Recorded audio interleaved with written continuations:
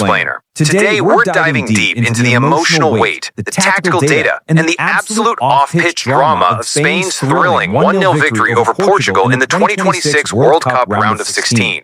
I mean, this match literally had everything. It was a tense, physical chess match in Dallas that ended in a crushing 91st minute stoppage-time winner. It sent Spain to the quarterfinals, and yeah, it brought an absolute legend's international career to a tearful close. So we're going to break down the numbers that define the game on the pitch, and then we'll get into the complete chaos brewing off of it. Let's get right into it. We have to start right here with this incredibly raw quote from Cristiano Ronaldo.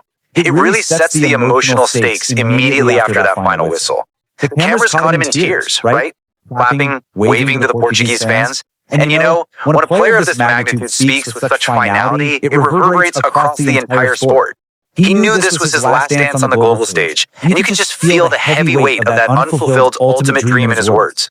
So the big question we need to answer today is, how exactly did Spain manage to engineer this outcome and eliminate a footballing giant? Because Portugal didn't just roll over. They were highly competitive, winning a massive amount of aerial duels, and they kept things completely locked down for 90 minutes.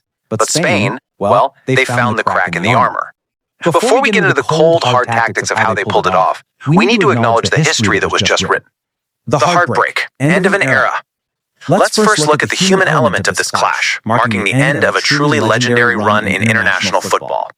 6. That single number represents the record-breaking amount of World Cup editions Cristiano Ronaldo has scored in during his career.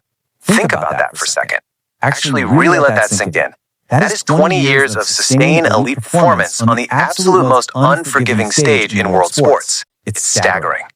And this brilliantly illustrates his unparalleled longevity. At 41 years old, his international career culminates in a tearful exit without the one trophy that eluded him. He bows out with 146 international goals across 233 appearances. Both of those, all-time records. He netted 11 World Cup goals in 27 games, and while he won the European Championship in 2016, the World Cup is going to remain the singular missing piece in his trophy cabinet. His former teammate, Wayne Rooney, perfectly summarized this tragic hero's arc. He highlights a legendary mentality that ultimately met the undefeated opponent of time. As Rooney pointed out, Ronaldo's mentality is so fierce that he genuinely believed he could win it all, even at 41. But as this match progressed, we really saw how a younger, highly methodical Spanish side slowly but surely tightened their grip. The tactical battle by the numbers. Now, knockout football is so often defined by razor-thin margins, so let's shift from the emotion to the actual metrics that show exactly how Spain earned this win. When you contrast Spain's calculated attacks with Portugal's output, you can clearly see how much more threatening Spain's scoring opportunities were. Spain generated 1.77 expected goals compared to Portugal's 0.56. While Portugal was really relying on crosses and physical duels, Spain was out there actively carving up the defense for high-quality chances. Now, here's where it gets really interesting. Portugal actually had more final third entries, 61 to Spain's 48. Yet, Spain's methodical build-up resulted in a crushing 28 touches inside the penalty area to Portugal's 11. Spain also totally dominated the passing game with 467 accurate passes and registered 6 shots on target compared to Portugal's 2. So Portugal was getting into the final third, sure, but Spain was getting into the actual danger zone. A massive, massive reason for Spain's iron grip on this game was Rodri. His flawless, metronomic performance simply starved Portugal of any sustained momentum. He earned the match MVP alongside the goal scorer by completely running the show. 87 of 93 passes completed, won 4 out of 4 tackles, and swept up 7 ball recoveries for 7.5 rating. He was the anchor that allowed Spain to just dictate the tempo and hold 55% of the possession. Portugal's own Bruno Fernandes diagnosed their failure absolutely perfect to hear. He admitted that their deep defensive blocks were always destined to crack under Spain's relentless pressure.